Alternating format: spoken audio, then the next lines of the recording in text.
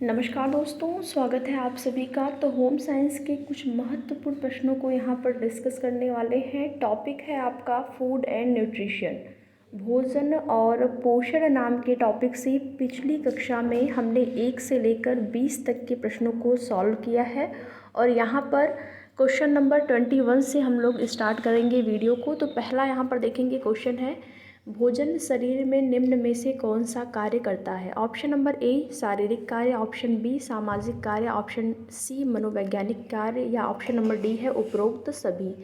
तो भोजन का शरीर में अगर कार्य देखा जाए तो यहाँ पर राइट आंसर हो जाएगा शारीरिक, सामाजिक, मनोवैज्ञानिक सभी कार्य किया जाता है। तो right answer option number D हो जाएगा क्वेश्चन नंबर 21 के लिए।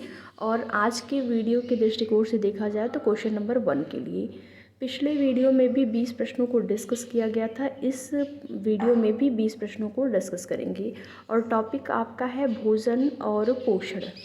इसके बाद देखेंगे नेक्स्ट क्वेश्चन नंबर 22 है, अभिकथन और कारण से।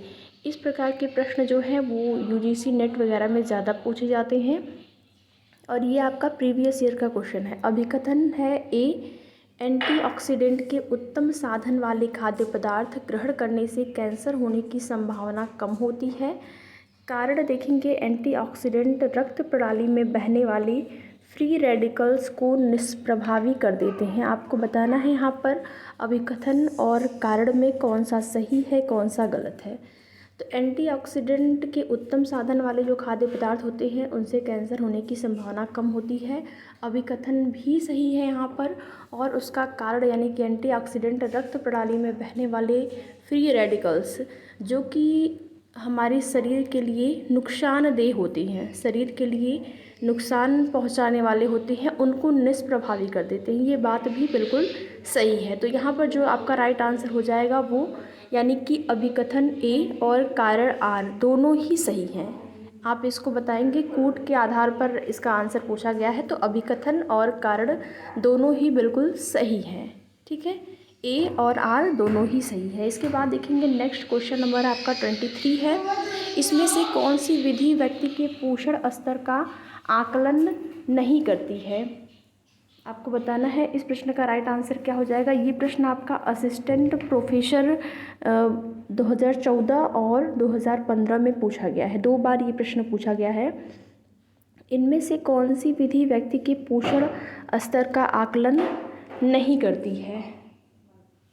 तो अगर यहाँ पर ऑप्शन देखेंगे 24 घंटा बाद विधि, ऑप्शन बी उम्र अनुसार लंबाई, ऑप्शन सी जैव रासायनिक विधि, ऑप्शन डी रचना विधि। तो इस प्रश्न के आंसर को आयोग ने जो है वो सभी माना था। ये चारों जो ऑप्शन हैं चारों को सही माना गया था। तो यहाँ पर आप एक और ऑप्शन बना लेंगे उपरोक्त सभी और उसी को राइट आंसर कर देंगे।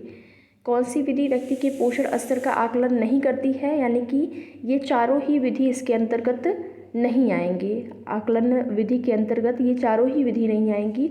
अगर विधि की बात करें कौन सी विधि होती है तो उसमें आपका हो गया शारीरिक माप द्वारा। आप यहाँ पर नोट भी कर सकते हैं कौन सी विधि इसमें आती है। तो शारीरिक माप द्वारा एक ये आपकी विधि हो गई। इसके अंतर्गत आहारीय सर्वेक्षण होता है, आहारीय सर्वेक्षण ये एक विधि है, आहारीय सर्वेक्षण शारीरिक माप द्वारा। और जीव रसायन व अन्य प्रयोगशालाई निरीक्षण ये जो है वो व्यक्ति के पोषण स्तर का आकलन करने की विधि है। ठीक है, इसके बाद देखेंगे नेक्स्ट क्वेश्चन नंबर आपका 24 है, 5 खाद्य समूह पद्धति है। इसमें से आपको बताना है कौन सा 5 खाद्य समूह पद्धति है। ऑप्शन देखेंगे ध्यान से, उसके बाद आप बताएंगे कौन सा यहाँ पर हो जाएगा आपका राइट आंसर।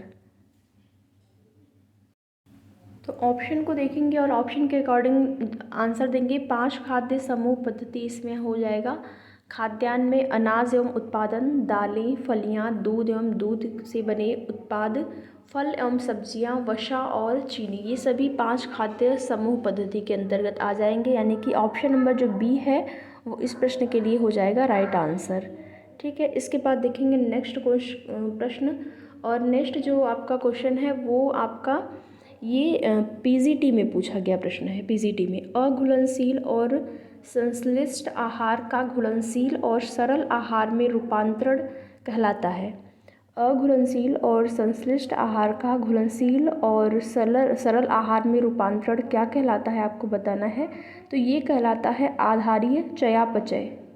ठीक है, मेटाबॉलिज्म, आधारीय चयापचय कहलाता है। तो यहाँ पर जो राइट आंसर हो जाएगा वो हो जाएगा आपका ऑप्शन नंबर बी।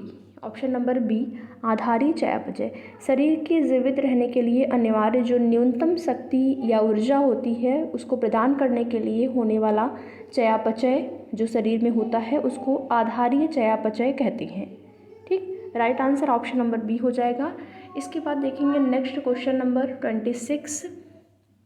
रॉल क्या है, आपको बताना है। ये एक शब्द रॉल, ये किससे संबंधित है? पीजीटी में ये प्रश्न आपका पूछा गया है। तो राल, इसको रेजिन भी कहते हैं। ठीक है, राल को रेजिन भी कहते हैं। ये एक वर्णक है।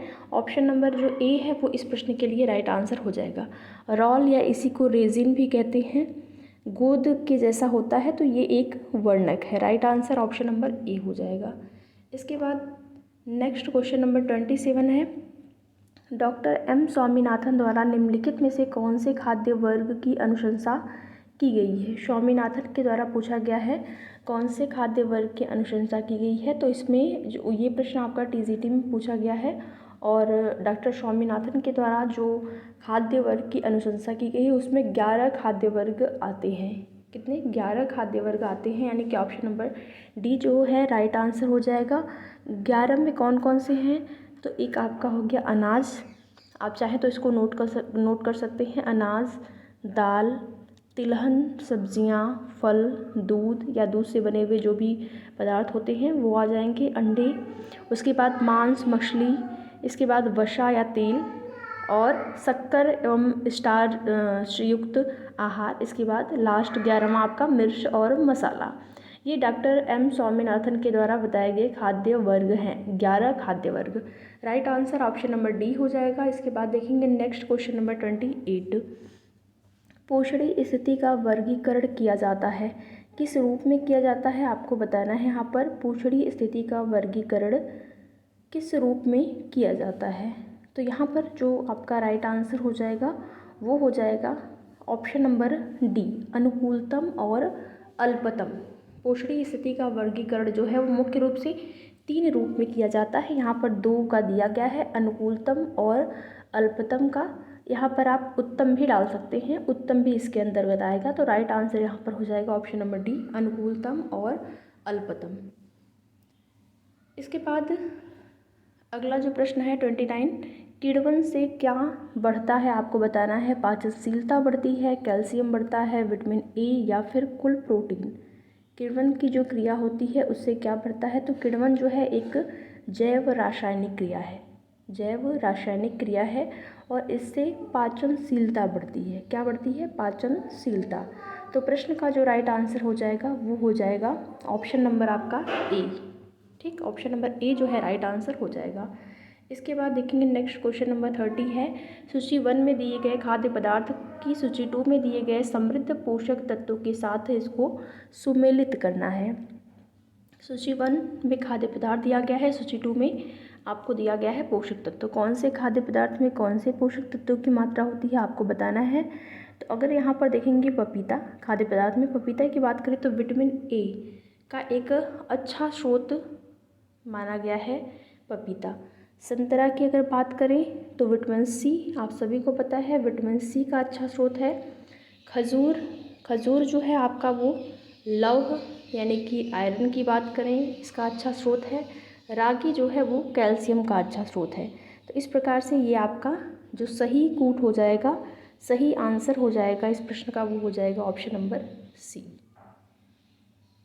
इसके बाद देखेंगे नेक्स्ट क्वेश्चन नंबर 31 है। आवश्यकता से अधिक भोजन ग्रहण करना कहलाता है। आवश्यकता से अगर आप अधिक भोजन ग्रहण कर लेते हैं तो उसको क्या कहा जाता है, आपको बताना है। तो उसको कहा जाएगा ओवर न्यूट्रिशन, यानी कि अति पोषण। अगर अधिक आप पोषक तत्व अधिक भोजन ग्रहण कर लेते हैं तो उसको अति पोषण कहते हैं। कम अगर ग्रहण करते हैं तो अल्प पोषण कहलाता है सुपोषण यानी कि जब जो है बराबर होता है तो वहाँ पर सुपोषण कहलाता है। तो इस प्रकार से अल्प पोषण, अति पोषण और सुपोषण। तो इस प्रश्न का जो राइट आंसर हो जाएगा, इसमें आवश्यकता से अधिक भोजन ग्रहण करना अति पोषण की श्रेणी में आएगा। ऑप्शन नंबर ए जो है इस प्रश्न के लिए राइट आंसर हो जाएगा। इसके बाद देखेंगे नेक्स्ट क्वेश्चन नंबर 32 है, गंभीर कुपोषण परिभाषित होता है किसकी अत्यधिक निम्न स्थिति से। किसकी निम्न स्थिति होती है, तो वहाँ पर गंभीर कुपोषण कहा जाता है, आपको बताना है। ये प्रश्न आपका, इसका राइट आंसर जो हो जाएगा वो लंबाई के सापेक्ष भार होगा। लंबाई के सापेक्ष भार की अत्यधिक निम्न स्थिति जो है वो गंभीर कुपोषण कहलाती है। Right answer option number D. इसके बाद देखेंगे नेक्स्ट क्वेश्चन नंबर 33। यहाँ पर इस क्लास से आपको ये फ़ायदा होगा कि आपने जितना भी पढ़ा है अभी तक उसका रिवीजन आपका जो है होता रहेगा, और ये सभी के सभी प्रश्न आपके इम्पॉर्टेंट हैं आपके लिए। किसी भी परीक्षा में की अगर आप तैयारी कर रहे हैं, जैसे कि TGT, PGT, UGC net, LT, जिस भी में आपका होम साइंस विषय है, तो इन सभी प्रश्नों के लिए जो है आप लोग इस वीडियो को एक बार ज़रूर पूरा देखें। यहाँ पर देखेंगे लास्ट जो 33 क्वेश्चन है, पीईएम बच्चों के बीच कुपोषण का सबसे व्यापक रूप से प्रचलित रूप है। पीईएम का अर्थ आपसे पूछ रहा है यहाँ पर क्या होगा, यानी कि इसका फुल फॉर्म पीईएम का। तो बच्चों, पीईएम का अर्थ जो होता है वो होता है प्रोटीन, एनर्जी, माल न्यूट्रिशन। ठीक, पीईएम का फुल फॉर्म अगर बात करें तो प्रोटीन, एनर्जी, माल न्यूट्रिशन, यानी कि आपका यहाँ पर राइट आंसर हो जाएगा ऑप्शन नंबर ए। पीईएम का ये फुल फॉर्म होता है। इसके बाद देखेंगे नेक्स्ट क्वेश्चन नंबर आपका 34 है, सूची 1 में जीव रासायनिक परीक्षण को पोषणहीनता रोग की सूची 2 में सम्मिलित कीजिए। सूची 1 और सूची 2 दिया गया है। 1 में देखेंगे जीव रासायनिक परीक्षण है, 2 में पोषणहीनता रोग है। तो आपको मिलान करना है यहाँ पर कौन सा किससे मिलेगा। तो सीरम एल्बुमिन की बात करें, सीरम एल्बुमिन तो प्रोटीनहीनता यानी कि क्वाशियोरकर से इसको मिलाएंगे, इसको क्वाशियोरकर से मिला देंगे।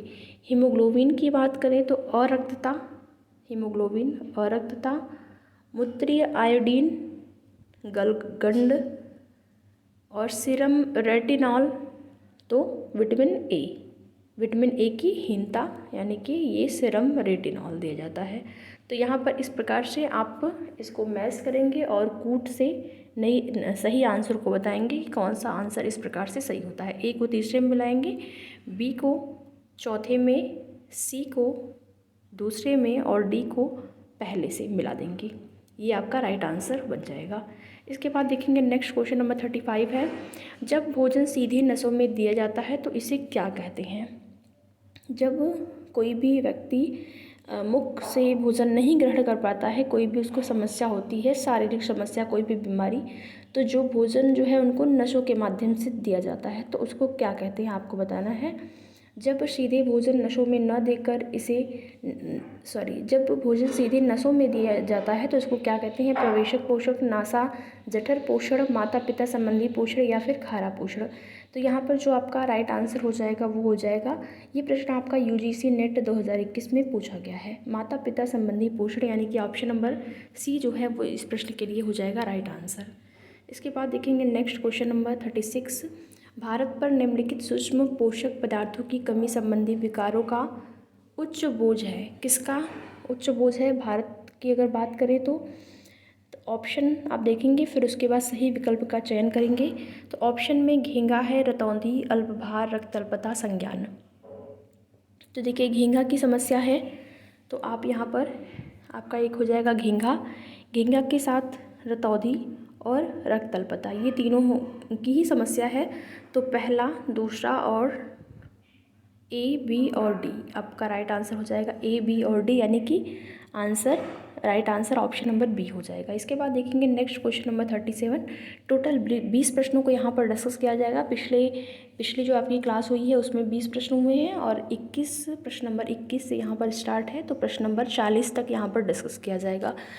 37 को देखेंगे, भारत में निम्नलिखित सूक्ष्म पोषक पदार्थों की कमी का उच्च प्रचलन है। किसका उच्च प्रचलन है आपको बताना है, विटामिन ए, प्रोटीन, कैल्शियम, लौह या फिर विटामिन डी। तो यहाँ पर देखेंगे इस ऑप्शन के अकॉर्डिंग जाएंगे तो भारत में विटामिन ए और लौह तत्व, विटामिन ए और इसके साथ ही साथ लौह तत्व की कमी। तो इस प्रकार से ए और डी को आप जो है वो राइट बताएंगे। ए और डी जो है इस प्रश्न के लिए राइट आंसर हो जाएगा। इसके बाद देखेंगे नेक्स्ट क्वेश्चन नंबर 38 है, कुपोषण मानव शरीर में विभिन्न रक्षा प्रणालियों पर विपरीत प्रभाव डालता है। प्रतिजैवी निर्माण, फैगोसाइटिक क्रिया, ऊतक अखंडता या फिर उक्त सभी। कुपोषण की बात हो रही है, किस प्रभाव डालता है, तो यहाँ पर राइट आंसर हो जाएगा उपरोक्त सभी, इन तीनों पर ही प्रभाव डालता है। तो right answer option number D हो जाएगा। इसके बाद देखेंगे नेक्स्ट क्वेश्चन नंबर 39, निम्न में से कौन बच्चों में PEM का कारण है। आपको बताना है PEM। थोड़े ही पिछले प्रश्न में जब आपने देखा PEM का फुल फॉर्म वहाँ पूछा गया था कि PEM का फुल फॉर्म क्या होगा, तो आपने बताया था यहाँ पर राइट आंसर प्रोटीन एनर्जी माल न्यूट्रिशन।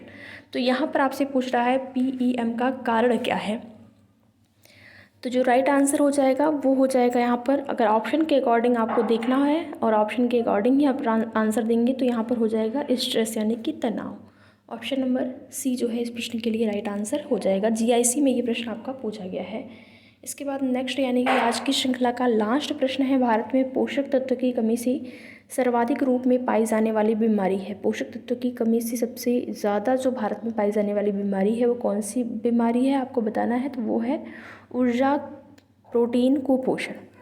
ऑप्शन के अकॉर्डिंग देखेंगे ऊर्जा प्रोटीन कुपोषण, ये हो जाएगा right answer option number A.